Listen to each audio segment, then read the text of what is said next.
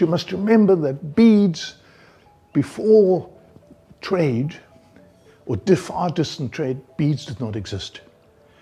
Color was something that linked you directly to nature. It was the flowers at this time of the year, it was the fruits at that time of the year, and suddenly these things turned up.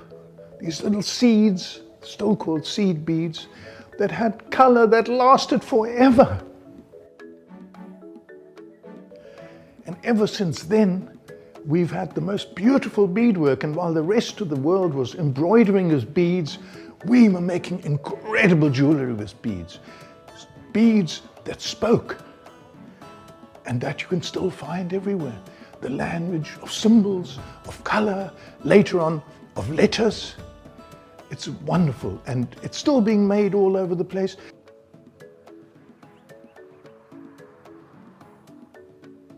Out in the countryside, where people have not been ruined by modern technology to that extent, people can still make wonderful things without having kilns and wheels and glazes and all these sorts of things. People who still honor their craft, people who are still celebrating themselves, people who are still surrounded by those values that we should all hold so dear.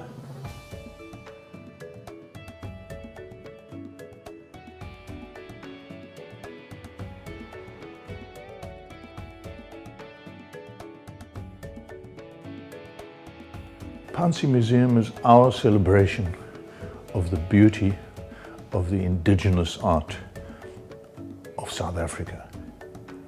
Starting in KwaZulu-Natal, where we come from, and where we did our first explorations, where we searched and we came upon these most beautiful objects that we started collecting for about 40 or 50 years now. And we brought them all together here at the Phansi Museum to show the world and to celebrate and to really spoil everybody with these amazing, amazing objects that you can still find, that people are still making here in our side of the country. And we've brought it all together in this museum so that everybody can come and look. Everybody can come and saturate themselves in this incredible, incredible beauty and this triumph over adversity, because we must always remember that all this happened during the worst years of our history in this part of the world. But it's a museum that rises above all that, because it was actually turned around and celebrated by those who took the best of it and reinterpreted it and created new art, Ubuntu art, out of it. And a new respect gets built in this building. And through that respect, we believe that in future, our community will take pride and ownership of its own culture and its own roots again. We're a museum of the heart. And as far as we are concerned, we're just a feel-good museum. You don't have to learn anything. You just have to come out and feel good. We're in Durban, we're in very close to the city, we're 500 Esther Roberts Road.